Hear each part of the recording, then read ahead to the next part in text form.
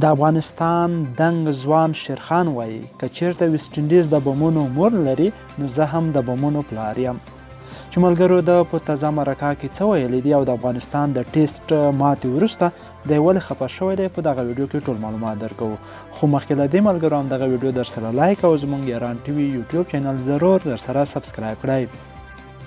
لکه څرنګه چې افغانستان په ټیسټ سیالۍ کې ډیره بیکاره لوبه نندارې ته وړاندې کړه چې د ویست انډیز له طرفه د بمونو مور یا کورنوال چې هغې د افغانستان 10 ویکټې واخیستې چې د افغانستان اکثره بیټسمینان ورته د ټینګې نه وو او د میدان څخه یې ډېر زر زر رن آوټ او بهر کړل. چې ملګرو بیا د افغانستان دنګ ځوان چې کله د افغانستان لوبې وې نو د افغانستان څخه دی ورغلی و د هغې لوبو نندارو لپاره.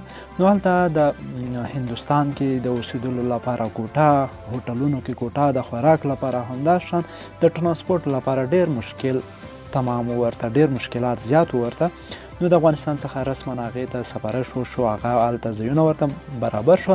نو کله چې افغانستان له ویست انډیز څخه ماتې وخوړه نو شیرخان په تازه مرکه کې له رسنیو سره خبرې شریکې کړې وې چې که چېرته افغانستان وغواړي، د افغانستان کرکټ ملي لوبډله وغواړي، د افغانستان کرکټ بورډ وغواړي، زه کولی شم د افغانستان په ملي لوبډله کې ځای پیدا کړم او د کورنوال په شانتې بالینګ نه بلکې بیټینګ ترسره کړم. کورنوال بالینګ کوي چې هغې د افغانستان 10 ویکټې ترلاسه کړې نو زه کولی شم په ویست انډیز باندې د چکو برنونه وکړم.